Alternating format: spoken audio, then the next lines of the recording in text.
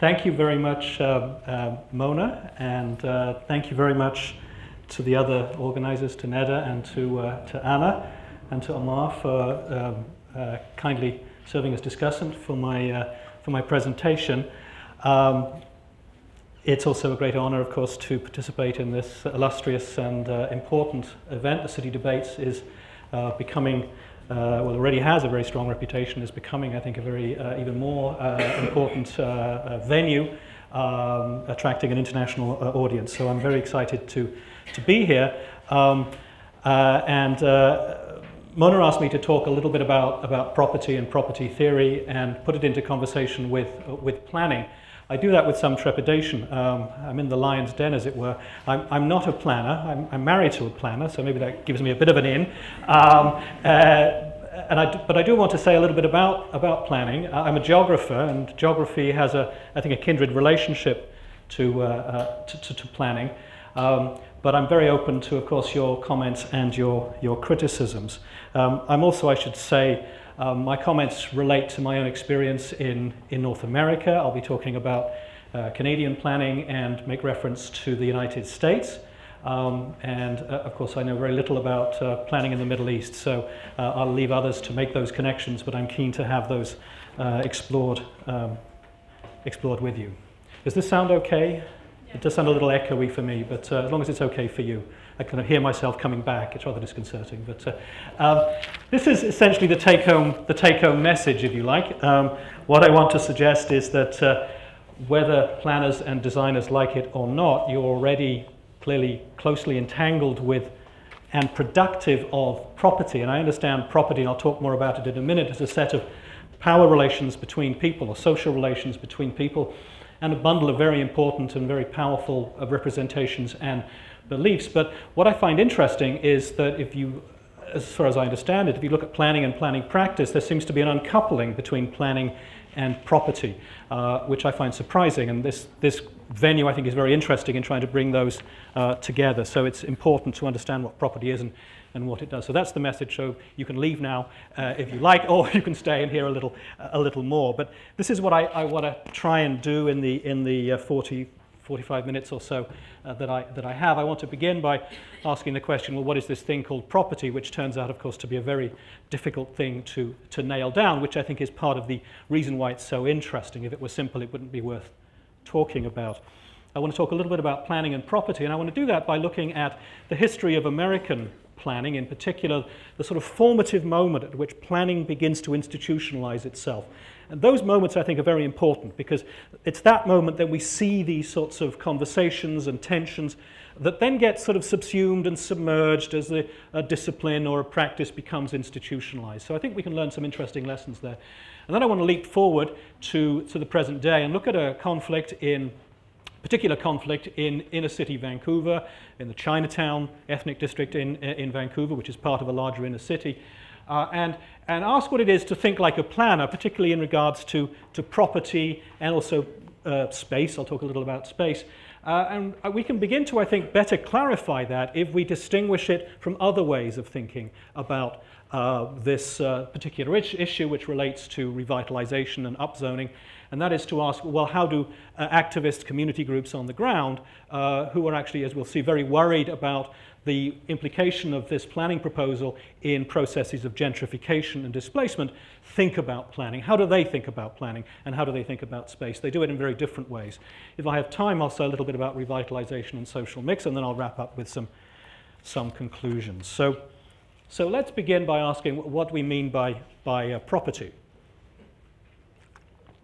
And I should make clear that I'm talking about property in land.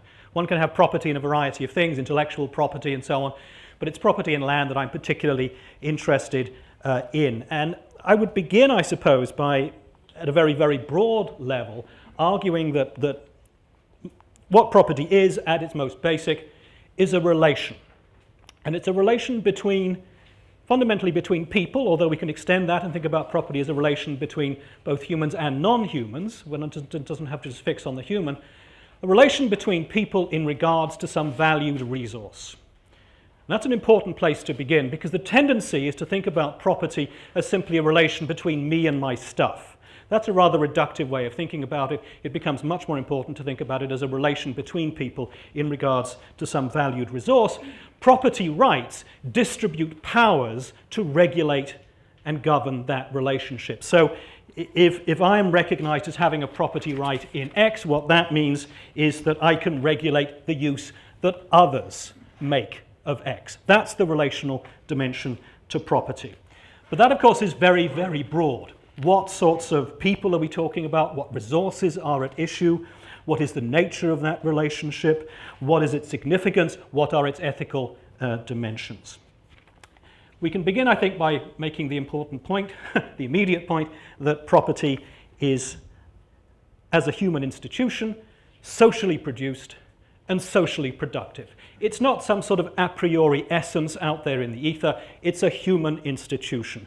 And as a relationship, it sets the terms of social life in crucial ways, for better or for worse. It can be framed in exclusionary ways. It can be framed in inclusionary ways.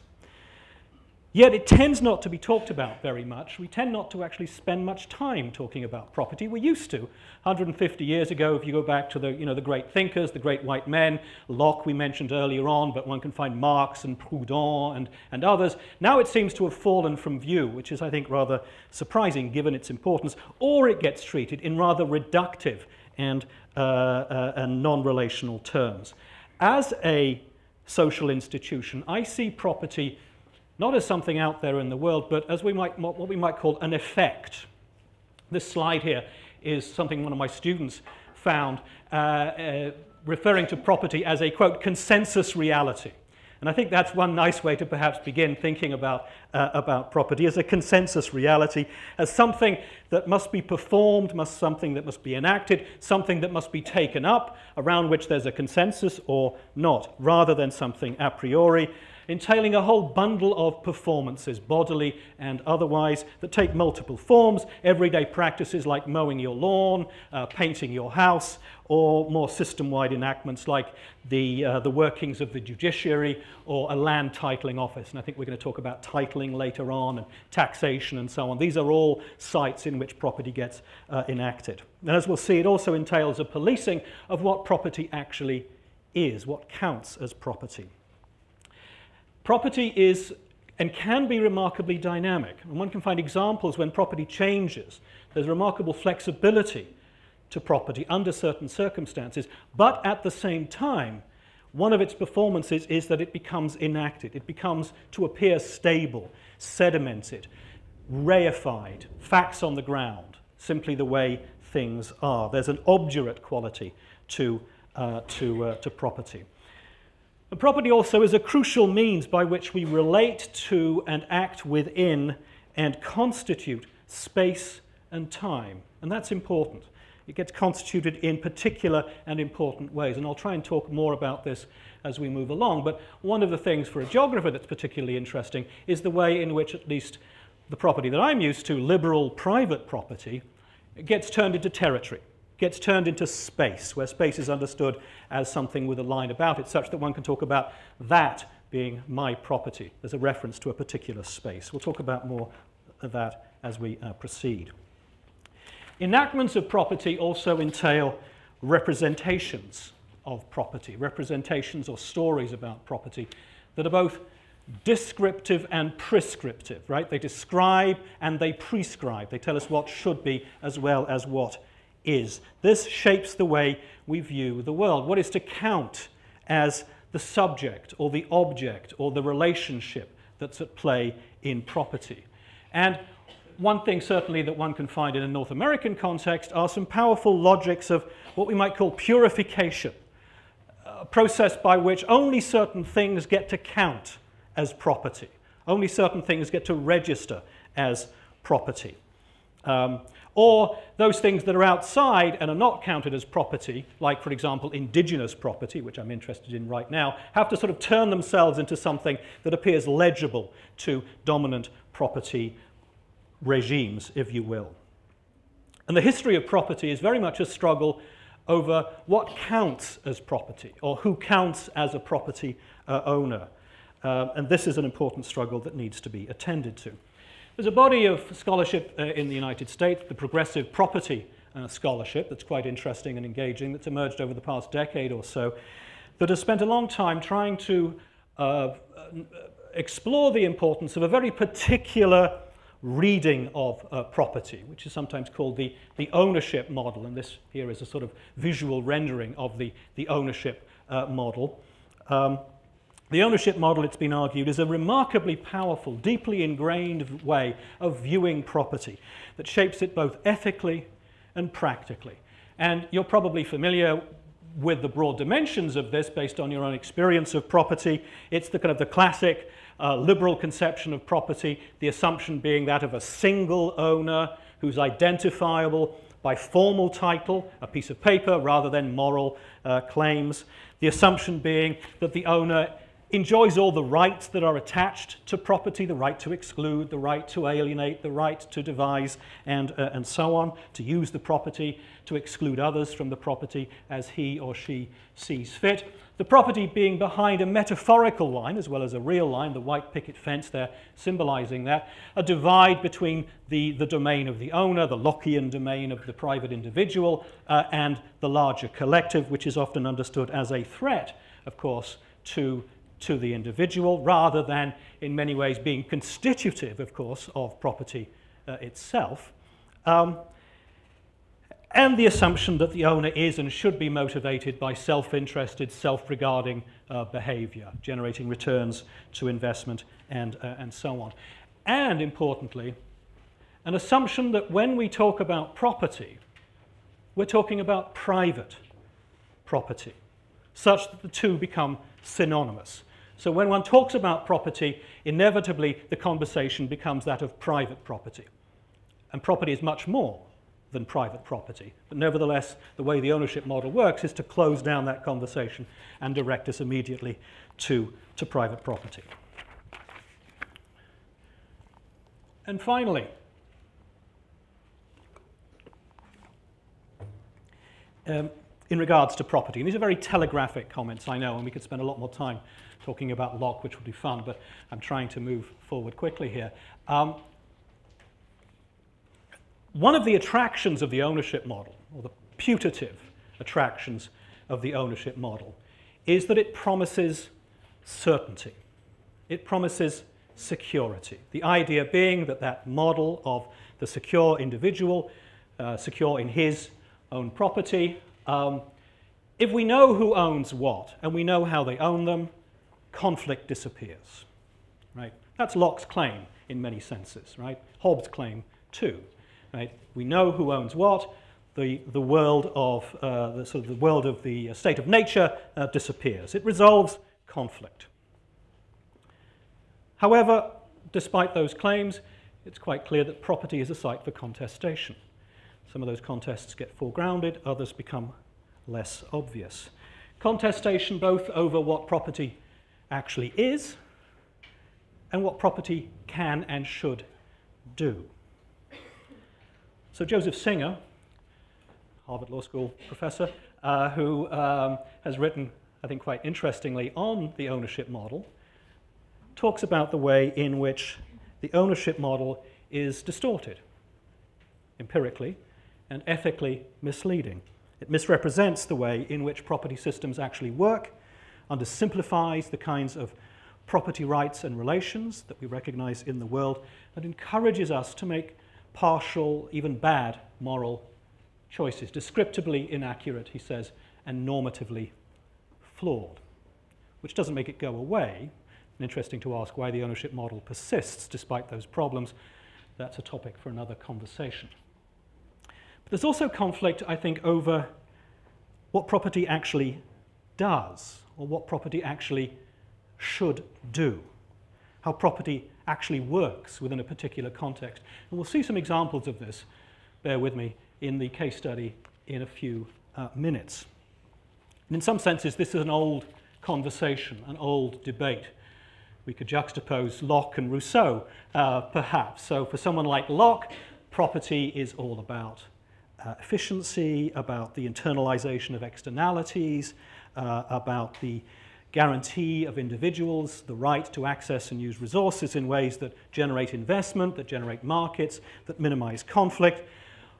For another constituency, for Rousseau, for Proudhon, for Marx, property is a form of delegated sovereignty that arranges power in the interests of the few. It's about hierarchy. It's about potentially oppression. Okay.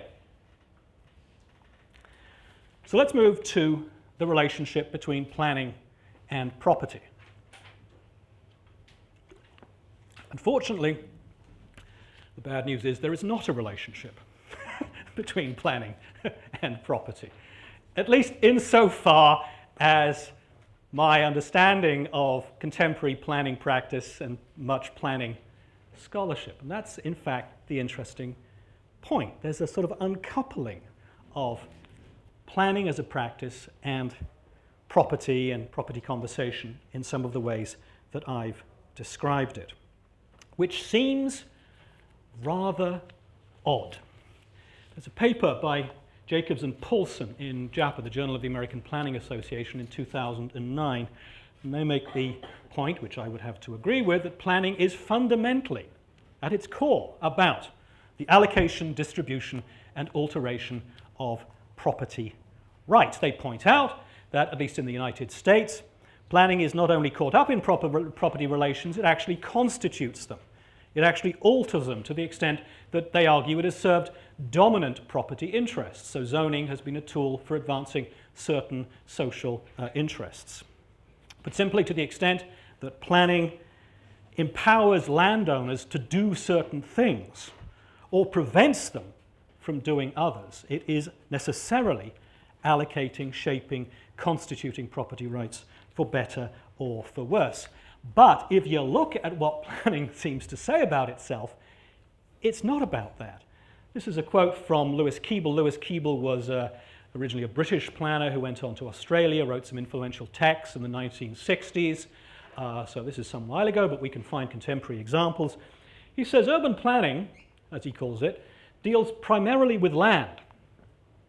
But it's not, as he calls it, economic, social, or political planning. It's something else. So he begins to draw a line. So what is urban planning about?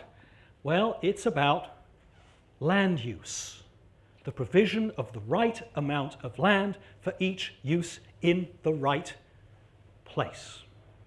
And that's something different, it seems, from economic, social, or political planning. And I'm going to come back to that because I think that's very, very important, that distinction.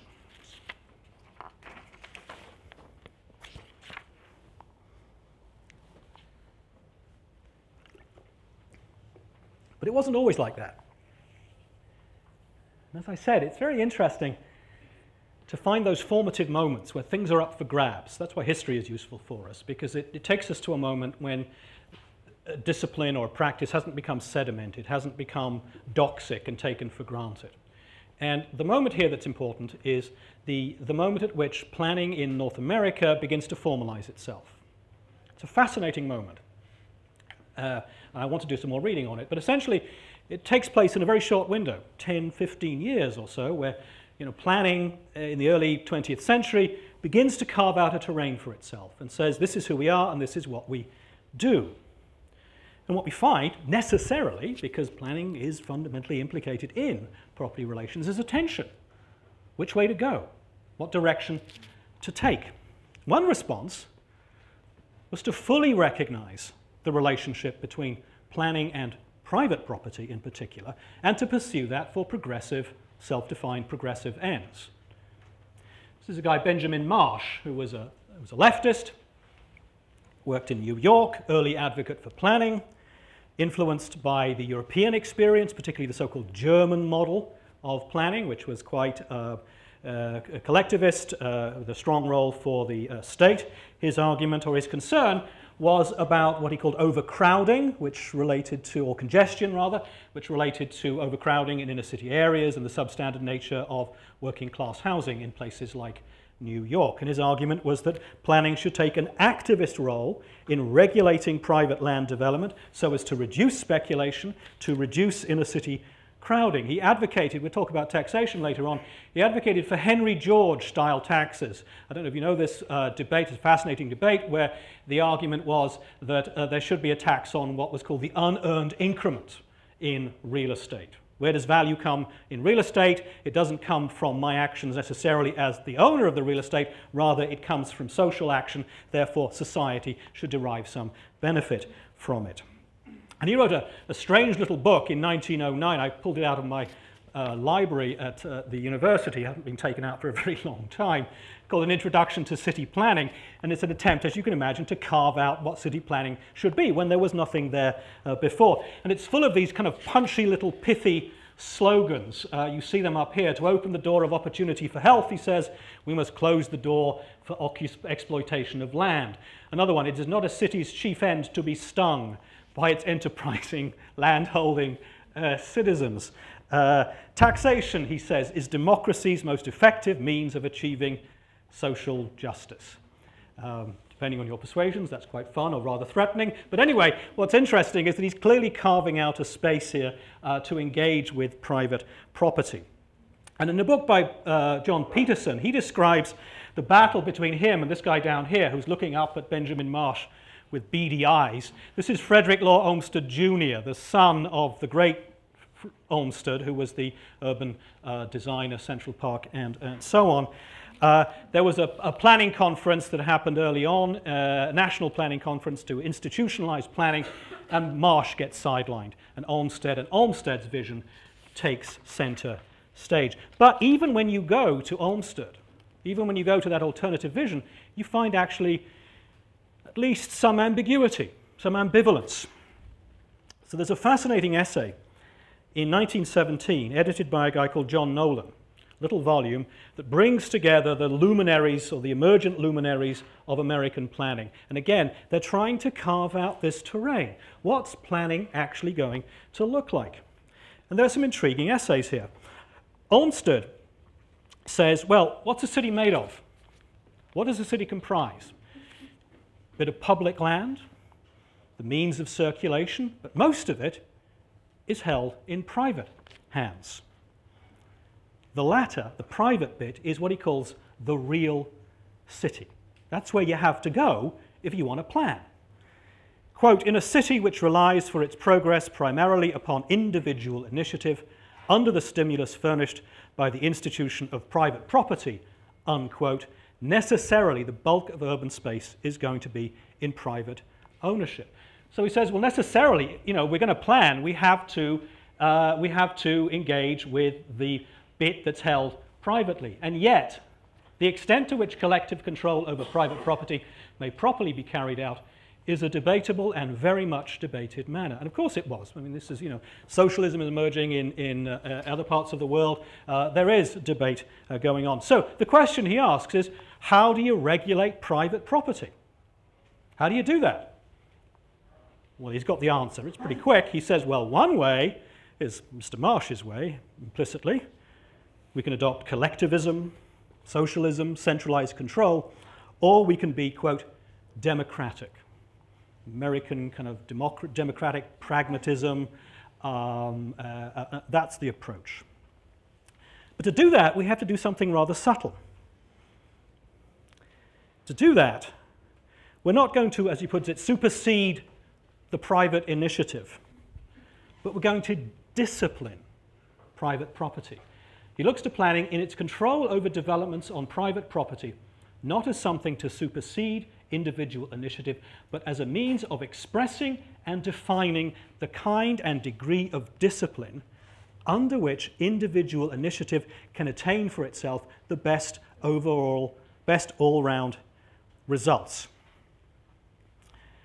And you see this when zoning emerges. Now, zoning is fascinating because zoning was something that the progressives or the radicals like Marsh advocated for. This was a powerful tool that you could use to pursue the goals that he was after.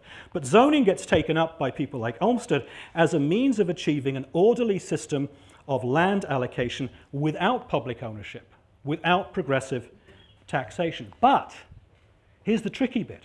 This necessarily entails a crucial but ambiguous relationship with private property.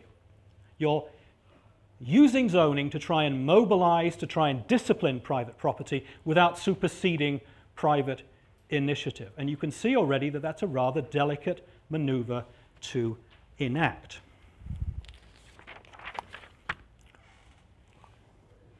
Which brings us to the present.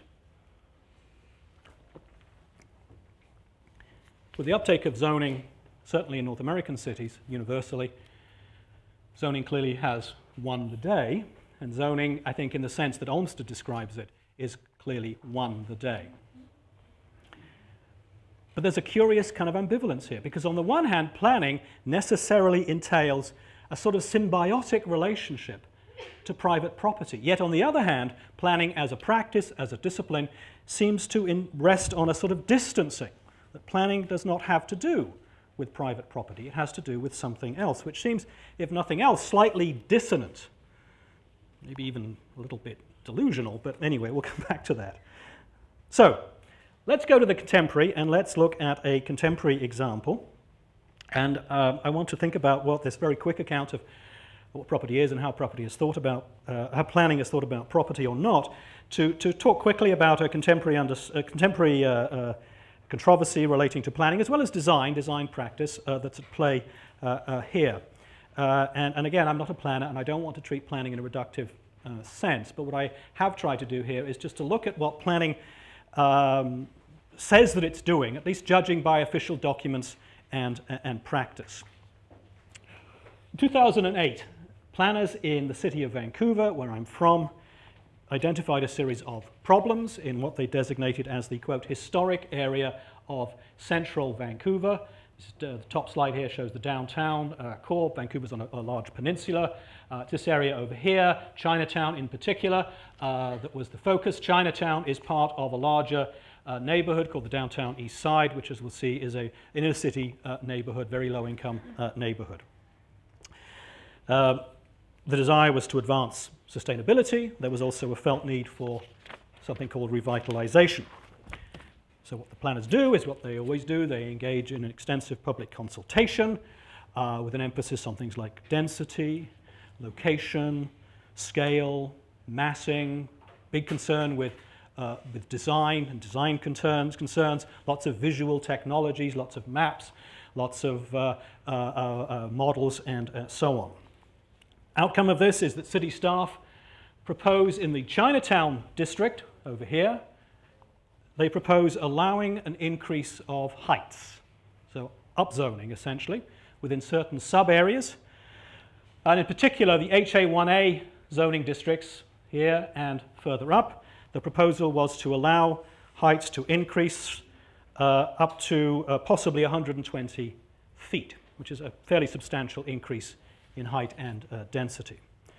There were a bunch of design criteria included, heritage sensitivity, this is an old neighborhood, maintaining view corridors, which are very important in Vancouver, where everyone has to have a view. That's what you pay your $1 million more for. And this ultimately gets approved by City Hall. If we drill down a little bit on this process, which sounds very familiar, I would hope, to many, certainly in a North American context, the question then becomes, what's at work behind this? What is it to think like a planner when in a place like Chinatown? Well, thinking like a planner in Vancouver entails thinking through something called land use. Land use. Land use is a category that's been black boxed. It's sort of just stock in trade for planning. People don't talk about it very much. As Bourdieu would put it, it goes without saying because it comes without saying. It has a doxic quality to it. It's interesting to sort of open up that black box a little bit and say what's inside the box of land use. Well, it means, I think, that land gets spatially specified, as this map shows here. So you can see the downtown peninsula at the top and Chinatown to the east. It's the right use in the right place, if you think of Mr. Keble in 1960s England. Use seems to connote utility. I think there's a link to a kind of economic theory of individual and market behavior. More operationally, land use seems to entail the attempt to govern the city by governing parcels of land and what happens on those parcels. Which is obvious, but not quite so obvious. There's a particular logic at work here that perhaps is worth unpacking. Most immediately, well, I'm a geographer, so this is my most immediate move, there's a spatialization. There's a particular rendering of space where space is understood in a quite particular way. The spatial unit being the property parcel within a zoning district. The emphasis being firstly on the visual, on what can be seen and what can be represented through visual technologies. The visual is not innocent. The visual does important things. Secondly, an emphasis on what Henri Lefebvre would term abstract space, the space of science, the space of distance, the space of science. And I would love to know more about this in relation to planning, that connection between abstract space and planning. I found a speech that Robert Park, the American Chicago School sociologist, gave to a conference of American planners in 1926. His advice was, quote, "Reduce all social relations to relations of space," which I think is interesting. Thirdly, a logic of categorization, of sorting, of sifting, of designation. And categorization, again, does important work. One dimension to categorization is the effect. The effect is to make categorical divisions like these appear simply the way things are, part of the order of things rather than a product of planning practice. So Chinatown itself, the target for categorization, is in fact a product of categorization, product of course, racialized categorization and planning practice, a set of planning practices that designated certain places for certain people, Chinese laundries to not be here but to be over there. Now, property is clearly central to land use. We're talking about the allocation of property rights, the reordering of property rights. To upzone or to downzone is clearly to do something important in regards to the potential return that a person can derive from their parcel of property. Yet what's interesting about land use is that it seems to facilitate a kind of decoupling of planning from property. We're not governing people, we're governing uses. We're governing parcels of land. Governing through use, it seems, is different than governing through people. And finally, an emphasis on the material, on buildings. Planning seems to focus on objects, their arrangement, their disposition, their design. Now, I know there's a tradition of social planning. My friends in social planning will tell me that they often feel somewhat left out of the conversation that happens in planning more generally. And it's interesting, when one goes back to the history of planning, one finds, in the US at least, an uncoupling of planning from housing, such that housing emerges as a separate discipline, a separate area of policy intervention. For a while they were together, but they become uncoupled. Housing is about people, planning seems to be about buildings. Now we can see the specificity and the consequences of thinking like a planner when we contrast it with another way of thinking about what's happening in Chinatown. Because groups adjacent and in Chinatown seem to have operated according to a very different logic. Upzoning sparked vehement opposition from community groups who noted that the area contains a large low-income population, many living in insecure tenancies in residential hotels. They've long fought against market-induced or gentrification-induced displacement, worrying about a growth in interest from market developers in the areas and the actions of many hotel owners who were raising rents and converting to higher-end uses. Their worry was that allowing an increase in density would prompt accelerated gentrification and related displacement. Resistance to the upzoning relied on a very different reading of how property works, right? What property does. Remember that, what property is, what property does. Here, property was seen in broader and more politicized terms. It was about a power relation. The fear being that redevelopment would effectively reallocate power relations. Property, they say implicitly, is about social power. Planning had the potential to rework those power relations and hence to remake local social relations in a community. So this is a graphic showing a worry about, so all these are residential hotels. The arrows show the worried likely effects of upzoning on these residential hotels. Land values would go up, the hotel owners would convert, kick out their tenants, all of whom were on welfare, and convert to higher end uses. So this is about planning. It's also about space, but it's not about the parcel of property or the zoning district. It's about neighborhood, it's about community, and it's about planning relations and the way they rework those relationships. Opponents also made a different set of arguments about what property actually is and what gets to count as property. Not just about what property does, but about what property is. Not only are they making the important point, and they continue to make the important point, because this debate continues, actually happening as we speak.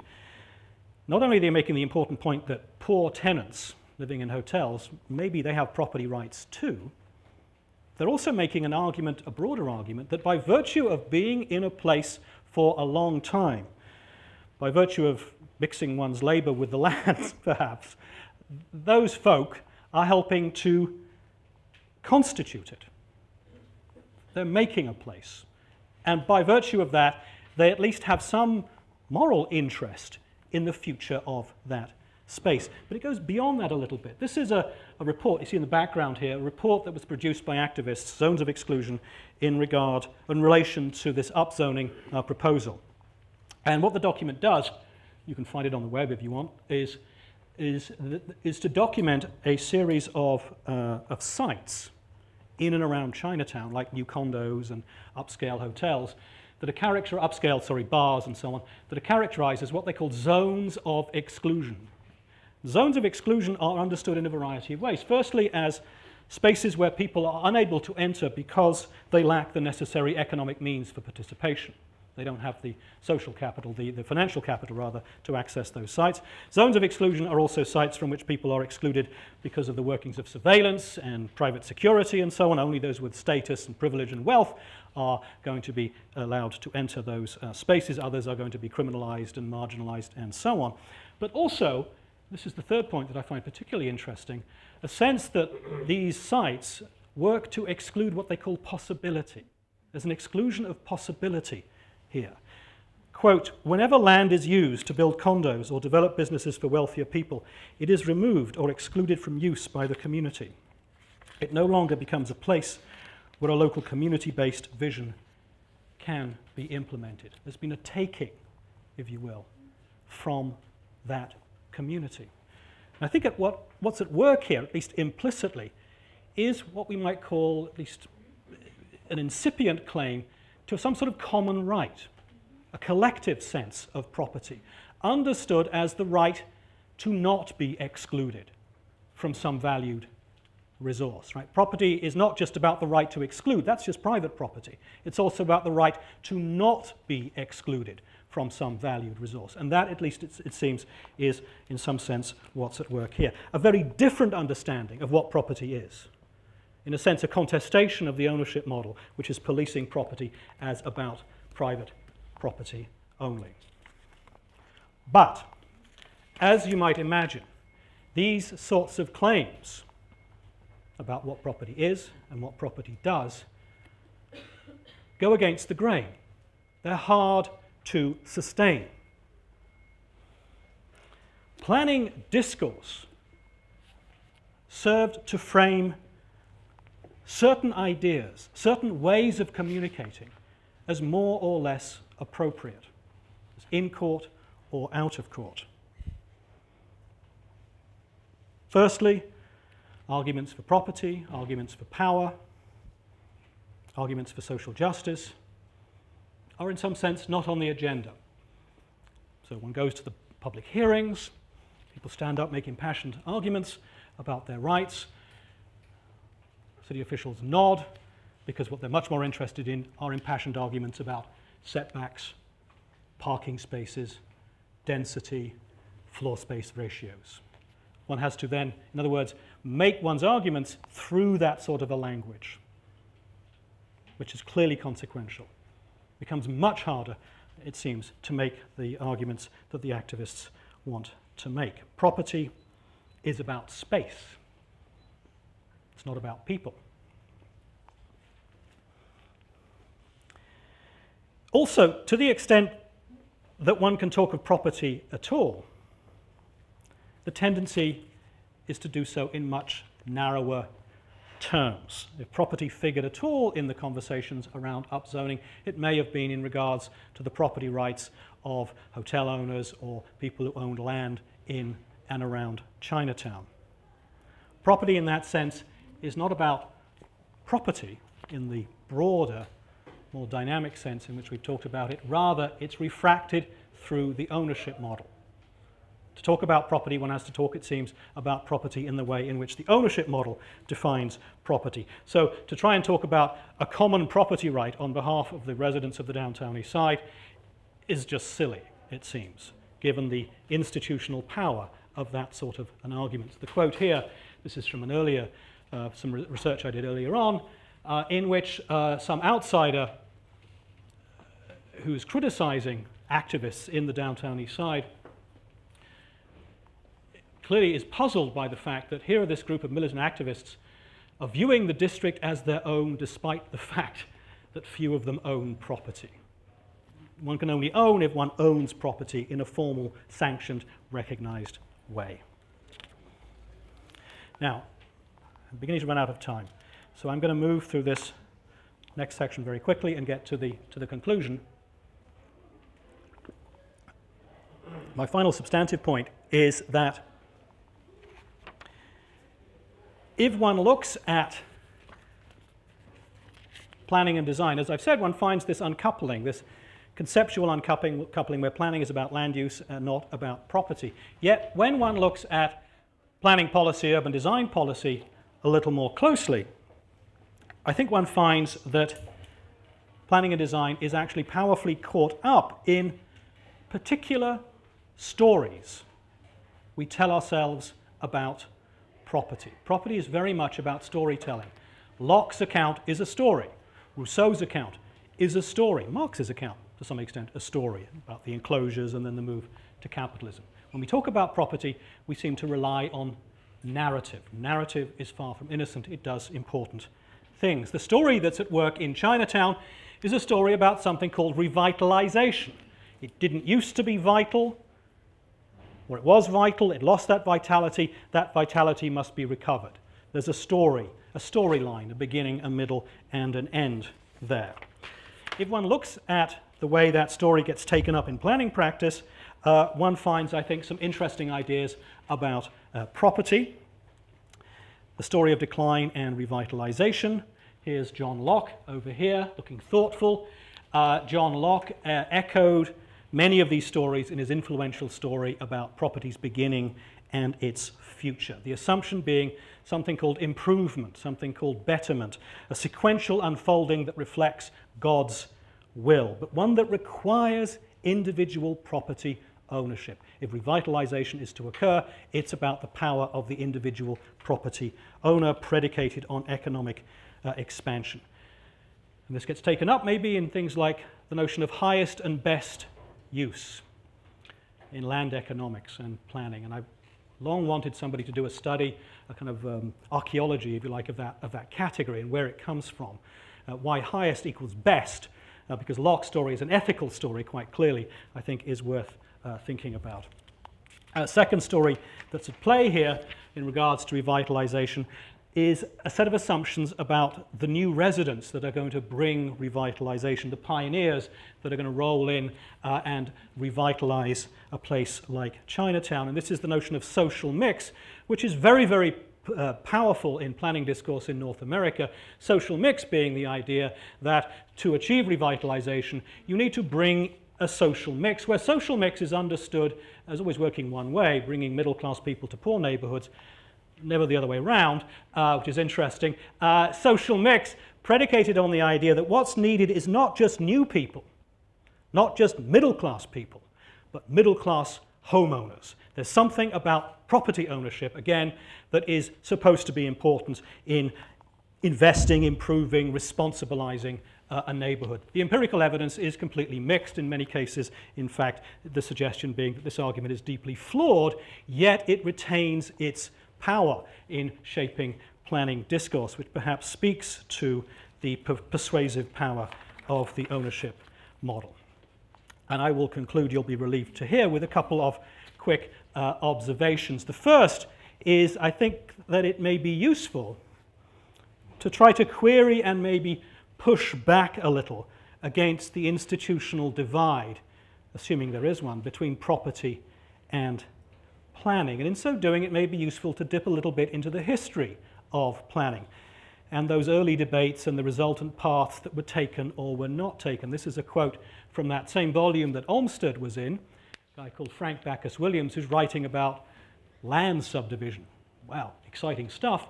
But in talking about land subdivision, he says, well, damn, we're going to have to engage with private property. How are we going to do that? When is planning a taking?